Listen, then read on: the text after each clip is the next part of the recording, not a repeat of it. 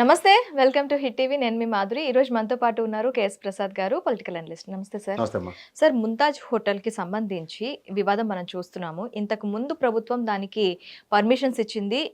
అది ఇనిషియేషన్ తీసుకోలేదు. తర్వాత ఇప్పుడొస్తున్న ప్రభుత్వం ఇనిషియేషన్ ఇచ్చినప్పుడు దాని వెనకాతల ఎటువంటి ఇది లేదు. అంటే అప్పుడు ఇనిషియేషన్ ఇచ్చినప్పుడు కొంచెం వివాదాస్పదంగా మాట్లాడిన వాళ్ళు ఇప్పుడెందుకు మాట్లాడలేకపోతున్నారు? దీనికి కూటమి ప్రభుత్వానికి ఏమైనా సంబంధం ఉందంటారా? ఇది ప్రభుత్వం అన్నది కంటిన్యూషన్ అమ్మా. అది ముంతాజ్ హోటల్ అనేది గత ప్రభుత్వంలో ఒప్పందాలు, తదనంతర పరిణామాల్లో దాని కన్స్ట్రక్షన్ స్టాల్ అయింది. ఎందుకు అంటే బికాస్ అక్కడున్న సిచ్యువేషన్స్లో దేవదేవుడి సన్నిధిలో కొన్ని కార్యక్రమాలు, ఉదాహరణకి అక్కడ మాంసం అన్నది తయారవుతుంది. అది ఖచ్చితంగా స్వామివారి కొండ కిందనే యాక్చువల్గా ఆల్మోస్ట్ అలిపిరి పరిసర ప్రాంతాల్లో ఒక నెంబర్ 1 కొండను ఆనుకున్న దగ్గర ఖచ్చితంగా హిందూ సామాజిక వర్గంలో కొంతమంది గ్యారంటీగా దానికి అప్రహెన్షన్స్ క్రియేట్ చేశారు.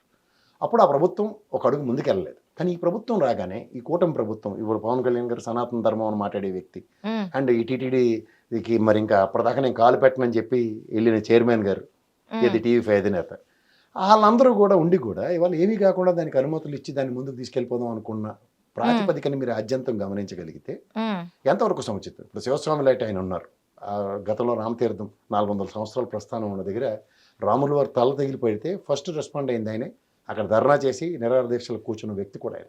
ఇవాళ ఆయనే మళ్ళీ ఇనిషియేటివ్ తీసుకుని అక్కడ ఆ దేవదేవుడి సన్నిధిలో ఇవాళ అది కన్స్ట్రక్షన్ కాకుండా నిలువరించి దాని అనుమతులు రద్దు చేయడానికి పులిగొల్పిన గొప్ప వ్యక్తి కింద ఆయన వివరించాలి శివస్వామి గారిని. నేను అంటుంది ఏంటంటే ఇవాళ మేజర్ దాంట్లో ఉన్న ఛాలెంజ్ ఏంటంటే, స్వామివారి కింద అంటే తిరుమల వేరు, తిరుపతి వేరు. తిరుపతిలో there are lot of hotels where they do అని. కానీ దీనికి ఉన్న అప్రహెన్షన్ ఏంటి, కరెక్ట్గా దేవదేవుడి యొక్క మొదటి కొండ కిందన తగులుతూ ఆ ల్యాండ్లో.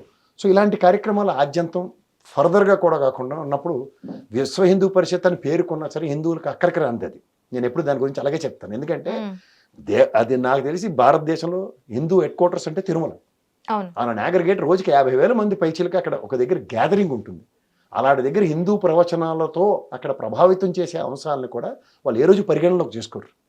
సో అలాంటి దగ్గర ఒక ఇనిషియేషన్ అనేది జరుగుతున్నప్పుడు హిందువులు సంఘటితంగా ఉన్న ప్రాంతాలు, ఉదాహరణకి సదరన్ స్టేట్స్లోనే హిందూ దైవాంశ సంభూతుల్ని కొలిచే విధానం, వాళ్ళ యొక్క చాతుర్యం వేరేగా ఉంటుంది.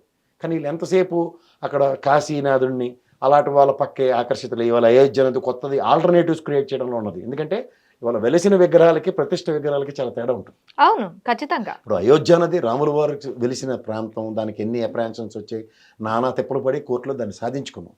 కానీ ఇవాళ బాలగోపాలుడిని, బాలరాముడిని ప్రతిష్ఠించి కూడా వాజ్పేయి గారి మొక్క ఉంటుంది జాగ్రత్త చూస్తే. సో వాళ్ళకి కావాల్సినట్టుగా వాళ్ళు మలుచుకోవడానికి కొత్త మార్గాలు కనిపెడుతున్న దగ్గర ఇది ఎప్పుడైతే ఇది ఒక హిందూ హెడ్ క్వార్టర్స్ కింద, సదరన్ స్టేట్ ప్రైడ్ కింద దీన్ని అభివర్ణించే తరుణంలో మన దగ్గర ఉన్న శక్తి యుక్తులు సరిపోవట్లేదు. ఇది ఎప్పుడైతే ఒక ధార్మిక క్షేత్రం కింద తిరుమలని కొనియాడే దగ్గర, ఇవాళ నాకు తెలిసి మనం తిరుమలని ధార్మిక క్షేత్రం హిందూ హెడ్ క్వార్టర్స్ చేస్తామంటే నాకు తెలిసి కేరళ కానీ అండ్ తమిళనాడు కానీ కర్ణాటక నుంచి మొత్తం, అది తెలంగాణ కానీ ఆంధ్రప్రదేశ్ నుంచి కూడా, అంటే ఏ సదరన్ స్టేట్స్ ఒక్క గొంతుకు కూడా నెగిటివ్గా రాదు. ఖచ్చితంగా రాదు. ఎందుకంటే ఇది మన అందరి ఎలవేల్పా స్వామి. అవును, ముఖ్యంగా సదరన్ స్టేట్స్లో ఎవరైనా సరే పరిగెత్తుకుని వస్తారు. ఇది ఇంతకన్నా బ్రహ్మాండమైన చర్య లేదని. కానీ దానికి కూడా సంఘటితం కాకుండా చేస్తున్నారు. నాట్ ఓన్లీ నాకు తెలిసి ఒరిస్సా కూడా వద్దని చెప్పదు, ఇటు మహారాష్ట్ర కూడా వద్దని చెప్పచ్చు. నేను అంటుంది అదేమో first time talking about strength of southern. So మనం హిందూ ధార్మిక సంస్థకి హెడ్ క్వార్టర్స్ చేయడానికి ఇప్పుడు మహారాష్ట్ర ఉంది, పండరీనాథుడి తప్ప, నాకు తెలిసి షిరిడి క్షేత్రం తప్ప, ఇవి తప్ప వాళ్ళ దగ్గర ప్రైమరీగా ఇది మాకు పెద్ద ఇది అనేది చెప్పుకున్నా మహాలక్ష్మి టెంపుల్ ఒకటి ఉంది. సో ఇవన్నీ హిందూ ధార్మికతకి సంబంధించిన, మహాలక్ష్మి ఎవరు ఉంటే వెంకటేశ్వర స్వామి అంశే కదా, భార్య కింద కొలుస్తాం మనం. సో ఇవన్నీ దగ్గర మీరు అన్నట్టు మహారాష్ట్ర కానీ ఒరిస్సా కూడా జగన్నాథుడు, ఆయన కూడా దశావతారాల్లో అంశే కదా. సో కృష్ణ అవతారాన్ని దాన్ని ఆ విధంగా జగన్నాథుడి కింద అభివర్ణిస్తారు. సో అక్కడ కన్సిడరేషన్స్ కాన్సెప్ట్ తీసుకున్నా సరే సదరన్ స్టేట్స్కి అండ్ పక్కనున్న నైబరింగ్ స్టేట్స్ మహారాష్ట్ర కానీ ఒరిస్సా నుంచి కూడా ఎక్కడ apprehensions Rao. The strength of southern states will be and voice will be more. So ఆ దాన్ని కూడా విశ్వ హిందూ పరిషత్ మన పరిగణలోకి తీసుకోదు. ఇది మీరు గమనించండి. ఇది ఎప్పుడైతే జరుగుతుందో నిరంతరం అక్కడ ఆగమ శాస్త్రానికి విరుద్ధంగా జరుగుతున్నా సరే మన రక్షణకు ఒకసారి కూడా రారు. ఆ తిరుపతి పైనుంచి విమానం ఎగిరిందని మనం వార్త చూసుకుని తప్పట్లు కొట్టుకోవడమే తప్ప విశ్వ హిందూ పరిషత్తుడు ఫుడ్ ఆన్ చేస్తాడు కూర్చున్నాడు ఇంకా పేక మీద జరుగుతాయా? ఆ జియర్లు ఇద్దరికి మొహం ఇచ్చి చెంబు నీళ్ళు కొట్టే ఏంటి ఇది? మీకు ఆ పెద్ద జియర్ గారు మీకు అప్పచెప్పిన దగ్గర ఇలాంటి అపఖ్యాత విషయాలు జరుగుతుంటే ఏం చేస్తున్నారు? రాజకీయ అవసరాలకి రాజకీయ పార్టీలు వాడుతుంటే ఏం చేస్తారని ఆయన అడగరు. ఇక్కడ మనోడు శుభ్రంగా రియల్ ఎస్టేట్ చేసుకుంటే చిన్నగిరిని పట్టించుకోరు. ఇవి కదా ప్రశ్నించవలసినవి. ఇప్పుడు ఇదే కంచి కామకోటి పీఠాధిపతులు కానీ, లేదంటే శంకరాచార్య పీఠాధిపతులు కానీ, మా తమిళనాడు పరిసర ప్రాంతాల్లో కానీ, కర్ణాటకలో కానీ ఏమైనా చిన్న చిన్న తేడాలు జరిగినా వాళ్ళకి క్షమించరు. అవును. ఎందుకు? వాళ్ళు ధార్మిక సంస్థలు, వాళ్ళ యొక్క స్ట్రెంత్ వేరు. ఎక్కడ అది కాదు, తిరుపతికి వచ్చేసరికి ఎందుకు ఇంత చిన్న చూపు? కేంద్రానికైనా ఇప్పుడు కొన్ని కోట్ల ఆస్తికి తిరుపతి అనేది కేర్ ఆఫ్ అడ్రస్. అలాంటి దాన్ని పరిరక్షించడానికి పోయి దాని విచక్షణ ఇది లేకుండా, దానికి విచక్షణ రహితంగా దాని చుట్టూర్తా పాలిటిక్స్ ని ఎందుకు చేస్తున్నారు? ఒక దైవాన్ని ఎందుకు చూడట్లేదు? పాలిటిక్స్ ప్రతి దాని విషయంలో కూడా పాలిటిక్స్ లోకి లాగుతూ ఉంటారు. ఎందుకలా? మన తిరుపతి లడ్డూది కూడా అదే మాట కదా. అది నిజంగా ప్రపంచ దేశాల్లో ఉన్న అందరి మనోభావాలకి సంబంధించిన విషయం. అవును. మనోభావాలని పోసాను కానీ వంశీని లోపటెత్తి కూర్చోబెట్టడం కాదు కదా. నిజమైన మనోభావాలు, హిందూ మనోభావాలకు గాయమైనప్పుడు విశ్వ హిందూ పరిషత్ రెస్పాన్స్ ఏది? వచ్చి మాట్లాడా? అది నేను అడుగుతుంది. అట్లాగే ఈ ముంతాజ్ హోటల్, ఇప్పుడు బీబీ నాంచారమ్మ స్వామివారికి భార్య, ఆవిడ పేరు మీద పెడితే ఎవడన్నా మాట్లాడతాడా? అది కూడా తిరుపతికి కొండ కానుకోకుండా ఎక్కడైనా తిరుమలలో పెట్టుకోండి. ఎవడు కాదన్నాడు తిరుపతిలో? మీకు తిరుమల ధార్మికతని, హిందూ పరిరక్షణ ప్రాంతాన్ని ఎందుకు కలుషితం చేస్తున్నారు? ఇది కదా అప్రహెన్షన్స్. ఇవాళ నిజంగా శివస్వామి గారు అంత దీక్ష చేయకపోతే అవ్వకపోయింది. పోరాటం అన్న ఆరాటం కోసం కాకుండా హిందూ ధర్మ పరిరక్షణ కోసం ఇలాంటి వాళ్ళని మనం పరిరక్షించుకోవాలి. ఆ శివస్వామి గారిలో అలాంటి వాళ్ళని, ఇది కావాల్సింది. చేత రాబోయే రోజుల్లో అయినా సరే ఈ ముంతాజ్ హోటల్ యొక్క ఒప్పందం తిరుపతి ప్రాంతంలో ఇంకో దగ్గర, ఎందుకంటే అది ఒక స్టార్ హోటల్, గ్యారంటీగా రావాలి.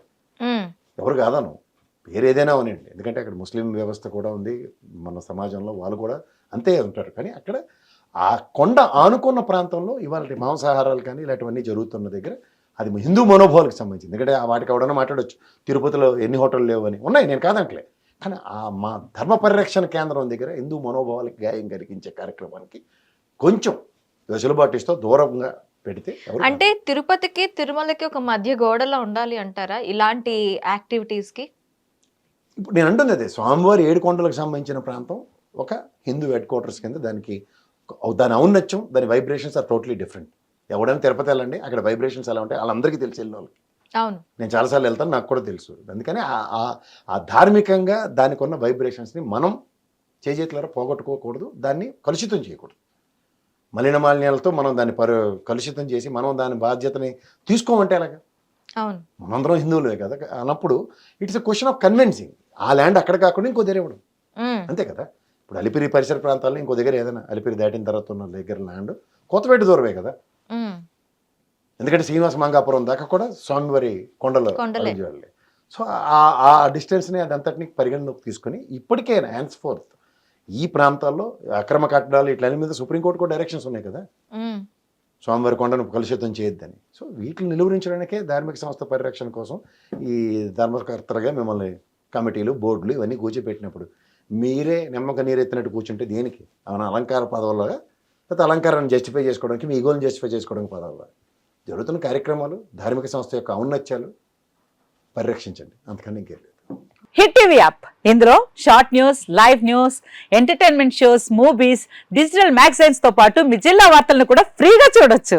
అంతేకాదు కేజీ నుంచి పీజీ వరకు విద్యార్థులకు స్కాలర్షిప్ కూడా అందిస్తున్నాం. ప్రతి వారం 10 మందికి లక్కీ డ్రా ద్వారా ఒక్కొక్కరికి 10,000 రూపాయలు అందిస్తున్నాం. ఇంకెందుకు ఆలస్యం, వెంటనే హిట్ టీవీ యాప్ ని డౌన్లోడ్ చేసుకుని ఫ్రీగా ఎంటర్టైన్మెంట్ పొందండి. Hit TV app.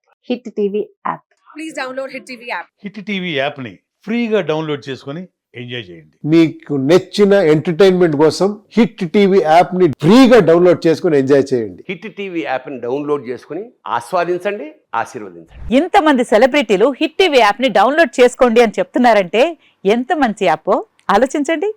America America America అమెరికాలో చదవాలనుకునే వాళ్ళకి విశ్వసనీయమైన పేరు మన శౌర్య కన్సల్టెన్సీ. UK లో 1 year masters. UK లో 1 year masters. 2 years work permit up to 5 years visa. Contact Saurya Consultancy.